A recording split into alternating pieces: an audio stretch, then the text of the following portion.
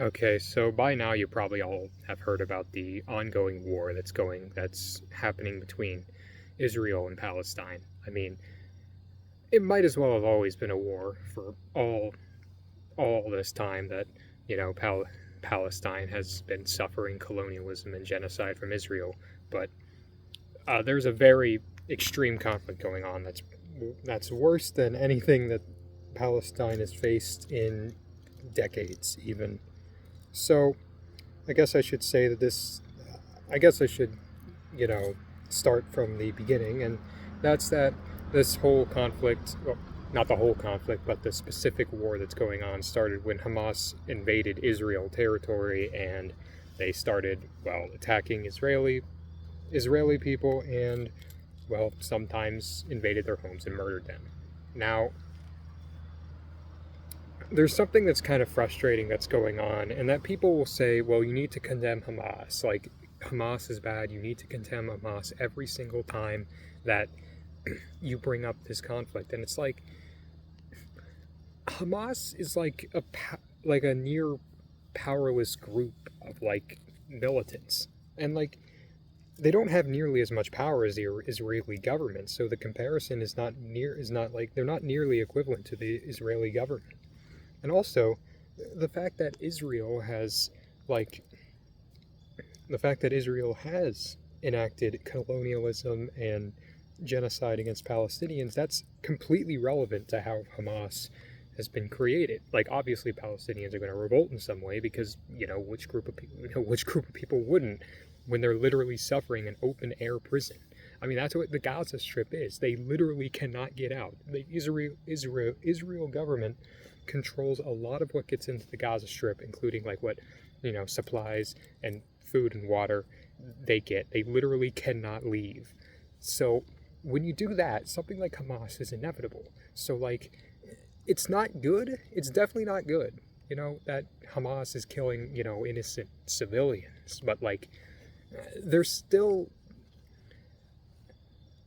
like, it's still violence to, enact a genocide against an entire group of people and consider them subhuman, which is what Israel is doing against Palestinians. So yes, it's bad, but like, it's inevitable. It was always inevitable, and what's always inevitable is how the Israeli government is going, like, decides to respond, and to say that it has been completely barbaric would be an understatement. So they began doing airstrikes against Palestine, which they've done a lot, bombed a ton of territory.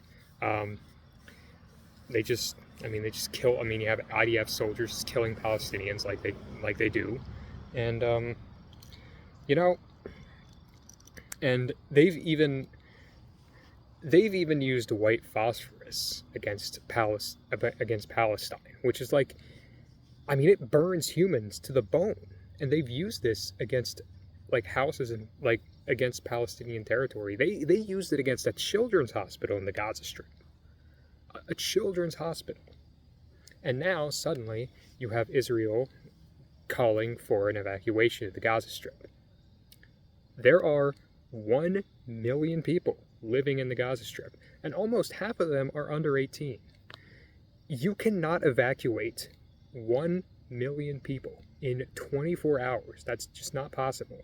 To say evacuate or else, that's a call for genocide. That's a call that it's just so barbaric. You can't, and so depraved. You can't even, like, I mean, it's hard to even imagine how that could ever be seen as anything other than like a call for genocide. And you know what?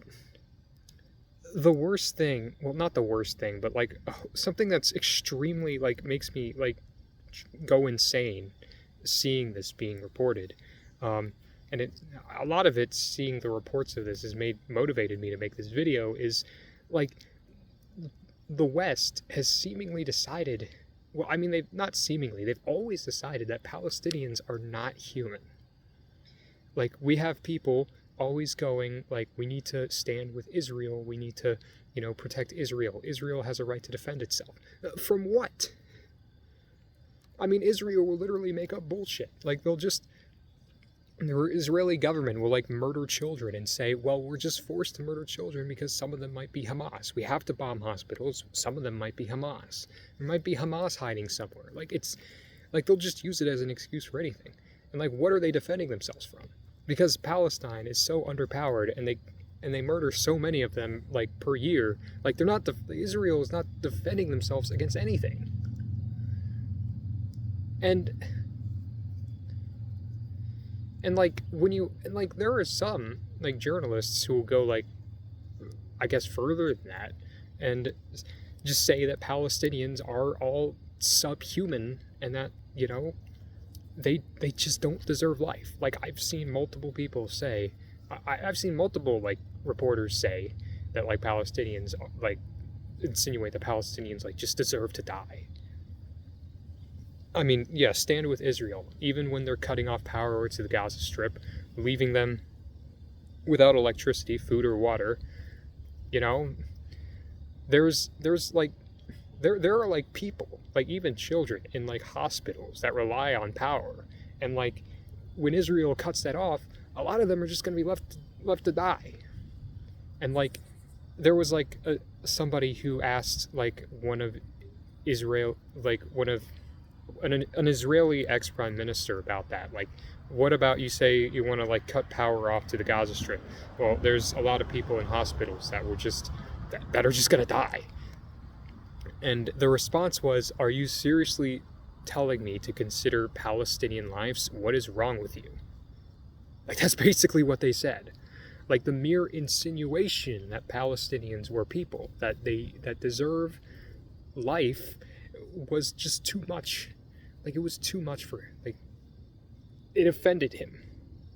It offended him deeply, the insinuation that Palestinians like literally just deserve to live and not be murdered. It's insane.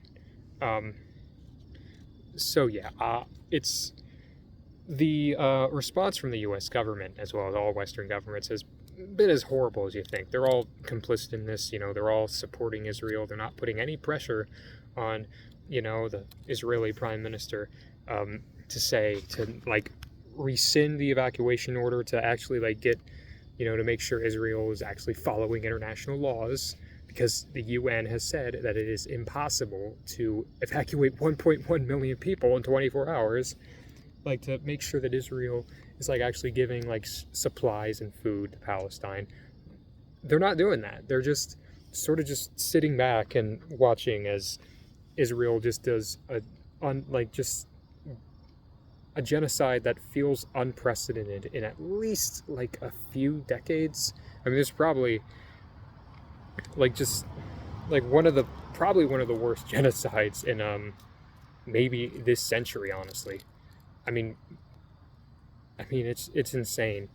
A lot of people on Twitter brought up that it's similar to like, you know, post 9/11 like hysteria, where like after 9/11, like a lot of, you know, U.S. like government officials were suddenly all in on like invading Iraq. They kept saying, or invading Afghanistan, basically saying, well, if you don't stand with us, you stand with terrorism. Like, you seriously saying that, you know, we shouldn't invade Iraq and murder a bunch of civilians? Well, you must be a terrorist then. Like, that's the kind of attitude that was happening then. And obviously there was a whole bunch of discrimination against Muslims that came as a result of 9/11. And like, I guess it just revealed like an insane bloodlust that some Americans have for like foreigners, like just saying these people do not deserve life and we do deserve to do an invasion of them. And seeing so many of them just be so bloodthirsty. I mean, I wasn't alive. I mean, I wasn't like around at the time. I mean, I was born in 2002, but I mean, I imagine it must have been like maddening. And it feels like maybe the same thing is happening now, where where the whole media seems to just be just saying that Palestinians deserve to die and that they're going to allow Israel to do it no matter what. And I think it's kind of insane.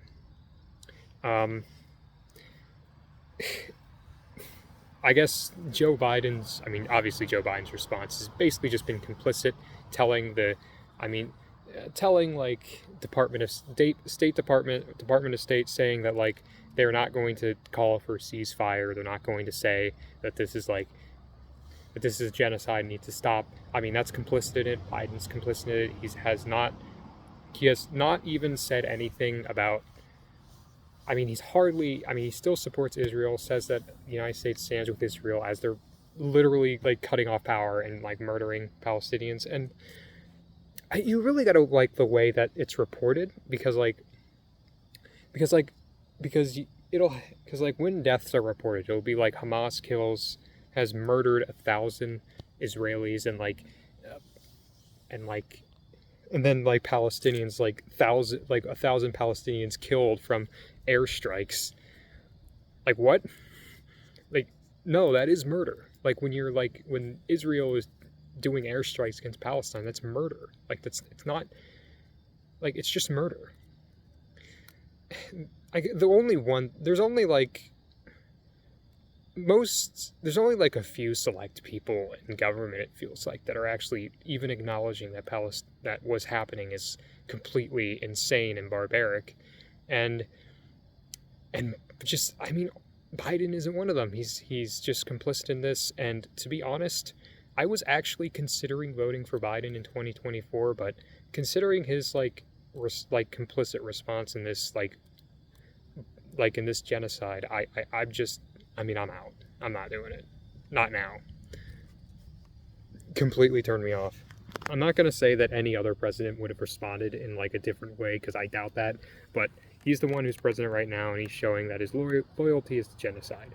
I mean, all he said is that to Benjamin Netanyahu, that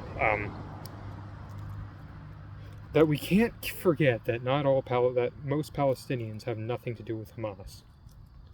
Okay, so then actually put pressure on them to rescind this order of evacuation, to not, to actually make sure supplies, electricity and food and water is gotten to Palestine. Don't just sit there and do nothing and be complicit in this genocide. Like, if anyone has the power to do anything, it's him. It's the Biden administration, and they've decided that genocide is fine, which I guess is not really surprising because the U.S. government likes genocide.